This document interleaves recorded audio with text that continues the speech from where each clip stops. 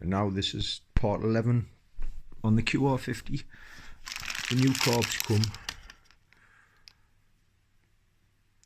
That's a bit I needed.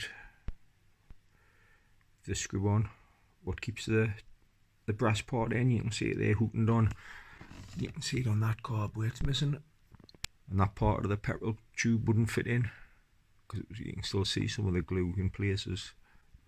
I don't know if the exhaust gasket's still in there or not. I'll have a look, pop it out, put that new one in. Got the exhaust painted. And then it's ready to go to put everything back on. Get all that off, the box, all the cables, get the new carb in. It's got, on the air screw, it's got like a blue all the way through. So I'll have to set the air screw. I'll have to do it before all the other panels are on. I'll put the tank on.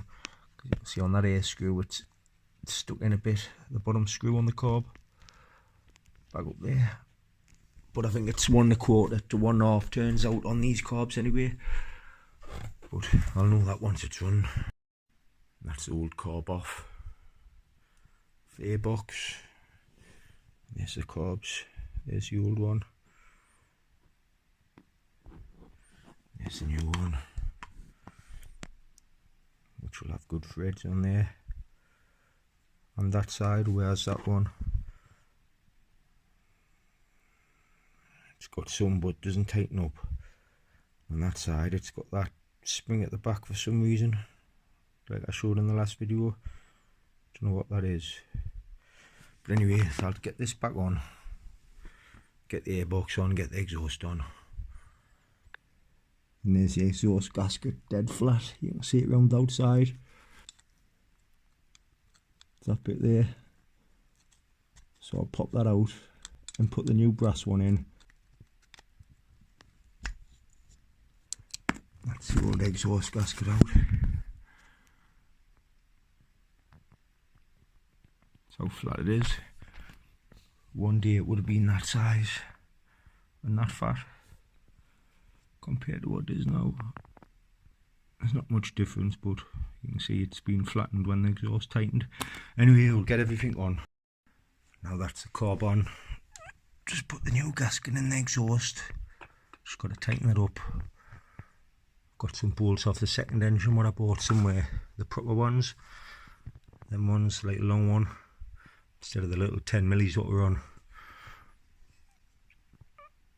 Have to find out how that fits. So that's all the exhaust on now.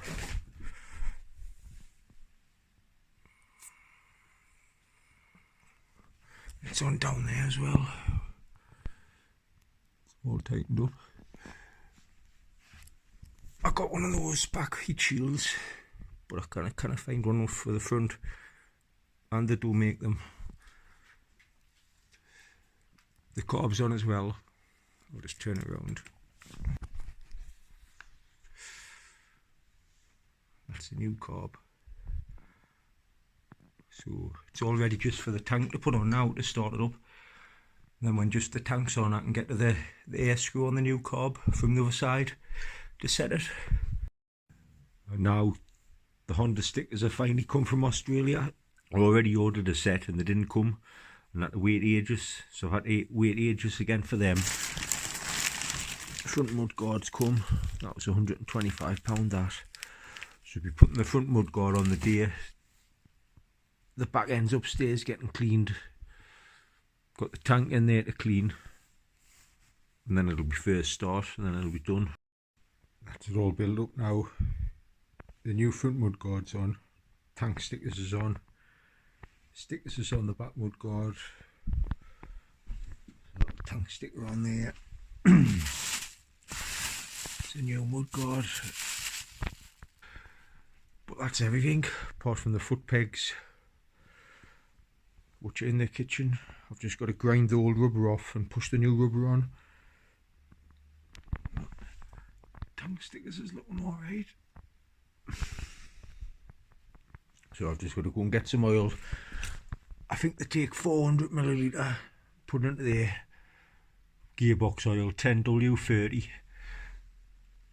And then I'll put a little bit of petrol in mixed with 2-stroke oil into the tank and give it first start.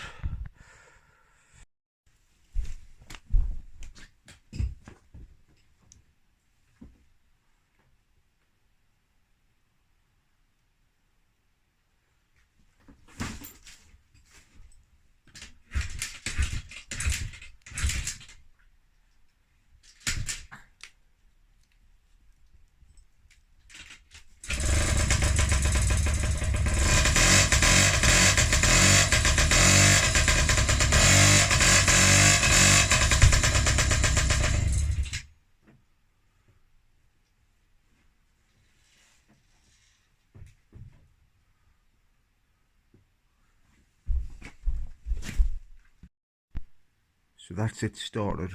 I just put a little bit of petrol in. I haven't put no oil in there yet. I'll put that on tomorrow. Tighten the tank up. Now it starts. I've got that black stuff what I'll have to grind off each foot peg and get the foot pegs on. You see they're lifting. It's just I haven't tightened the stand bracket up the back. There's a nut up there. I think it's that. No, it's not that. It's further up.